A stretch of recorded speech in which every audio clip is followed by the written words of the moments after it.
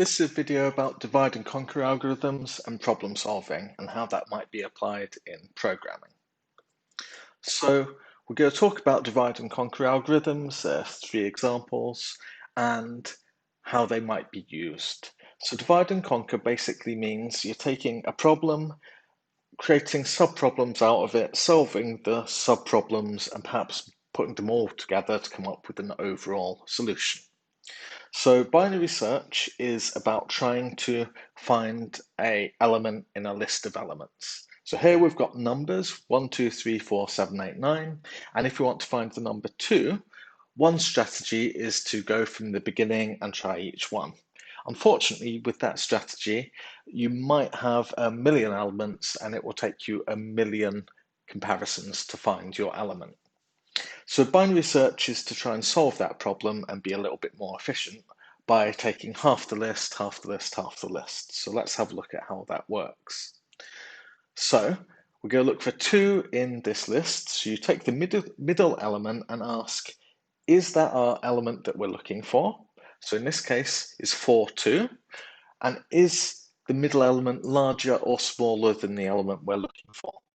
4 is larger than 2. Therefore, logically, we know that 2 is in the left half of this list. So we no longer even have to look at 4, 7, 8, and 9 anymore. So we just look at, for the third row here, we just look at the list, which is now 1, 2, 3. We look at the mid element, say, is that the element we're looking for? Is it larger than the element we're looking for or smaller? In this case, it is the element we're looking for. So it took 2 comparisons in this case. So the idea is you're looking at a subproblem, and the subproblem is if an element is in one half of a list, by definition, it's in the overall list. So it uses that bit of knowledge to be able to write an algorithm efficiently. Merge sort's a little bit like that. You have an unsorted array, in this case, again, numbers, and we want to sort them. So we do that by recursively sorting each side of the list, and our base case is a single element is naturally already sorted.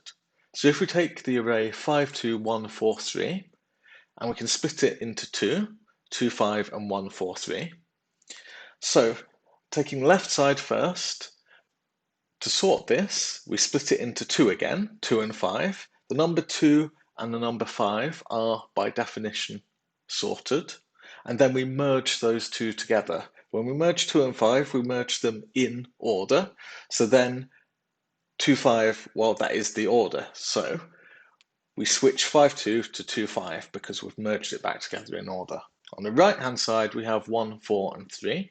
We split that into 2. Left-hand side is 1, which is a single element. By definition, it's sorted. On the right-hand side, we have 4, 3. So we take 4, 3, we split that into 2 as well. The element 4 is a single element, so it's naturally sorted, so is 3. We merge them back together, so we'd have 3, 4. Then we merge our 3, 4 with the 1 from before on that side, so that merges in order to be 1, 3, 4. And then we need to merge 2, 5 and 1, 3, 4. These are 2 sorted sublists. We merge them together to get 1, 2, 3, 4, 5.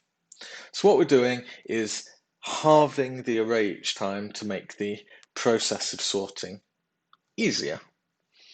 The last one we'll cover now is quicksort.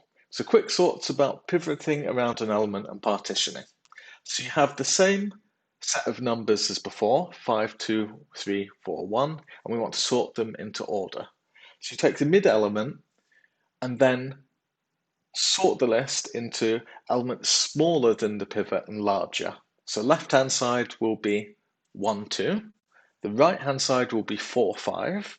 So 1, 2 smaller than 3, 4, 5 is larger than 3. 3, of course, is equal to 3. So then we recursively sort the two sides, the left-hand side and the right-hand side.